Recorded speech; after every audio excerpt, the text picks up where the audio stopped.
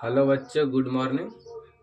आज का क्लास मूल ज्ञात करना है, यानी कि दिया हुआ द्विघात समीकरण का मूल कैसे ज्ञात करें। अभी जो भी द्विघात समीकरण दिया गया है उसका मूल ज्ञात करना। मूल का मतलब होता है जो भी इसमें चर उपस्थित हो उसका मान ज्ञात करें। जैसे इसमें x चर है तो बोलिएगा कि x का मान ज्ञात करें। जैसे इसमें भी x चर है तो x का मान ज्ञात करें। यानी जब आपको बोले मूल ज्ञात करें या x का मान ज्ञात करें तो दोनों तरीका एक ही है हल करने का, लेकिन इसमें एक कंडीशन लगा दिया। पहले बोला है कि अस्तित्व है तो हम कैसे पता करें कि दिया हुआ द्विघात समीकरण का अस्तित्व है या नहीं है। तो अस्तित्व के पता करने के लिए आपको सबसे पहले एक कंडीशन ज्ञात होना चाहिए। जैसे d का मान 0 से बड़ा तो अस्तित्व होता है, d का मान 0 के बराबर तभी भी अस्तित्व होता है, लेकिन जब d का मान 0 से छोटा हो जाए तब अस्तित्व नहीं है। यानी कह सकते हैं कि जब d का मान 0 से बड़ा होगा तो बोलेंगे अस्तित्व है, d का मान 0 के बराबर होगा तभी बोलेंगे अस्तित्व है, लेकिन जब d का मान 0 से छोटा हो जाएगा तब बोलेंगे अस्तित्व नहीं है। अब देखिए, छोटा का मतलब हुआ जब वैल्यू माइनस में आ जाएगा, -5 -6 तो बोलेंगे कि अस्तित्व नहीं है। अब देखिए d क्या है, तो d को हम बोलते हैं विवेचक, या कभी कभी इसी का नाम है विविक्तर, और इंग्लिश में हम बोल देते हैं d। और इसके अलावा सूत्र होता है b² - 4ac। कहने का मतलब हुआ कि आपको विवेचक कहिए, विविक्तर कहिए या d कहिए, इसका मान आपको ज्ञात करने पड़ेगा और फिर देखना पड़ेगा कि जो d का मान ज्ञात हुआ वो 0 से बड़ा है या बराबर है या छोटा है। अगर ये दोनों स्थिति में है तो हम कह सकते हैं कि अस्तित्व है, और फिर आपको x का मान ज्ञात करना पड़ेगा। अगर नहीं है तो मान ज्ञात नहीं होगा। यानी हम बोल सकते हैं कि -5, तो क्या किसी भी चीज माइनस में हो सकता है? तो इसीलिए बोलते हैं कि अस्तित्व नहीं है। बोलेंगे -5 व्यक्ति को बुलाओ, वो संभव नहीं है क्योंकि उसका अस्तित्व यहाँ पे उपस्थित नहीं है। माइनस में कोई भी संख्या सिर्फ काल्पनिक होती है, वास्तविक वो नहीं होता है। तो चलिए पहले हम जांच करते हैं। तो ये देखिए, ए हो जाएगा, ये हो जाएगा b और ये हो जाएगा c, क्योंकि इसका मानक रूप होता है द्विघात बहुपद का ax² + bx + c। किसका? द्विघात बहुपद का मानक रूप ax² + bx + c होता है। तो यहाँ देखिए, जो x² में साथ रहता है वो a का काम करता है, तो a का मान 2 हो गया। x के साथ में जो रहेगा वो b का काम करेगा, तो b का मान कितना हो गया? 3, लेकिन इसका चिन्ह क्या है? माइनस, तो बोल सकते हैं -3। और c का मान कितना हो गया? 5। c का मतलब होता है अचर पद।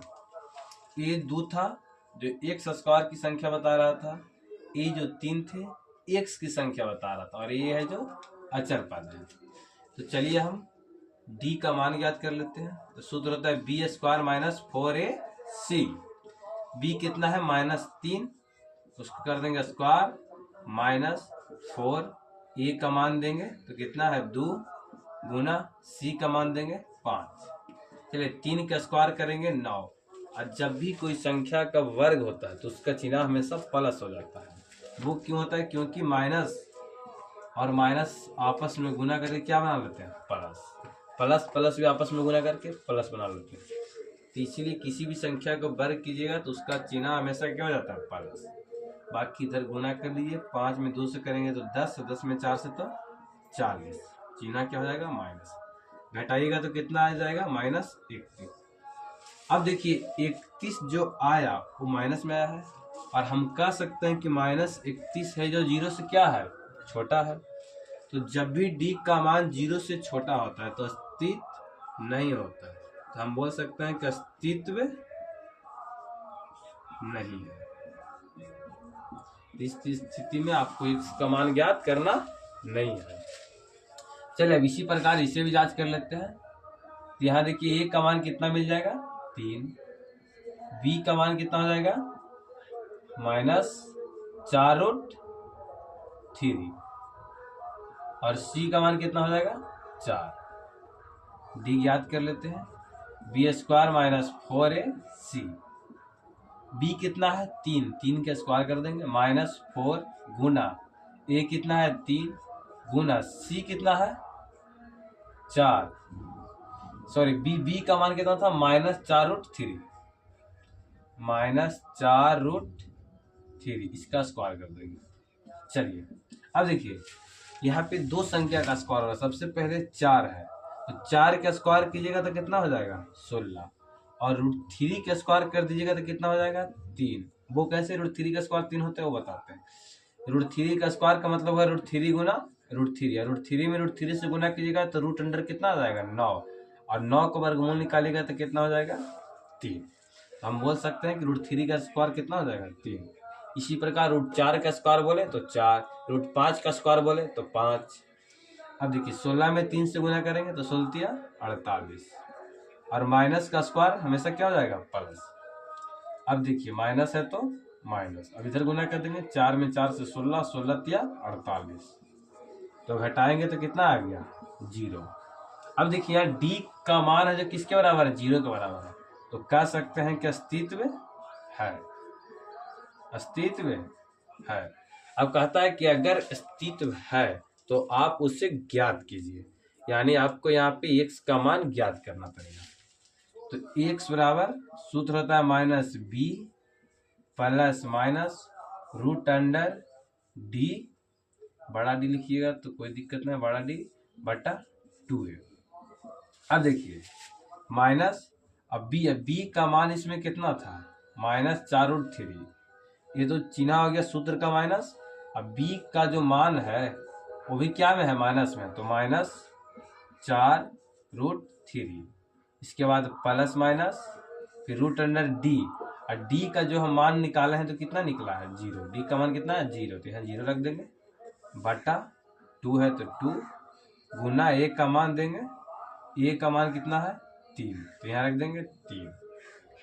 अब देखिए माइनस माइनस क्या बन जाएगा प्लस, माइनस माइनस क्या होता है प्लस होता है, तो a 4√3 बन जाएगा और 3 में 2 से गुना कीजिएगा तो 6। अब देखिए 0 का वर्गमूल निकालेगा तो 0 हो जाएगा और किसी भी संख्या में 0 जोड़िए या घटाइए संख्या सेम टू सेम रहता है। यानी अब कहने का मतलब यही मान को हम 2 बार लिख देंगे क्योंकि उसमें 0 जोड़ेंगे तभी वही मान और 0 घटाएंगे भी तो वही मान। तो आप यहाँ से एक बार अगर चाहते हैं आगे बढ़ाना तो लिख सकते हैं +0, एक बार आप लिख सकते हैं 4√3 -0 बटा 6। अब देखिए इसको आगे बनाना चाहते हैं तो यहाँ देखिए 4√3 में 0 जोड़ेंगे तो 4√3 हो जाएगा और बटा 6 काटेंगे तो 2 दूनी 4 और 2 तिहाई 6। अब यहाँ देखिए ऊपर में है √3 और नीचे में है 3, तो इससे ही कटेगा कितना बार में √3 बार में, तो फाइनल आंसर आ जाएगा 2 बटा √3। और सेम कंडीशन इसका भी है तो दूसरा को भी हल करेंगे तो कितना आ जाएगा 2 बटा √3। तो ये हो गया हमारा आंसर। अब देखिए यहाँ पे ढेर को समझ में नहीं आया होगा तो ऊपर में √3 से जब 3 के काटे तो √3 बार में कैसे कटा, क्योंकि जो नीचे 3 है उसको हम लिख सकते हैं √3 गुना √3, √3 गुना √3 लिख सकते हैं किसका 3 को हम लिख सकते हैं ना √3 गुना √3। अब देखिए एक 3 में 2 √3 होता है तो एक √3 से एक √3 खत्म हो गया तो बचा कितना एक √3, तो वही हम सीधा √3 से 3 को काट के लिख दें कितना √3, तो ऊपर में बचा 2 नीचे में √3। ऐसे भी जब हल करेंगे तो वही कंडीशन में आएगा, इसलिए इसका भी मान कितना हो गया 2 बटा √3। ये हो गया हमारा आंसर।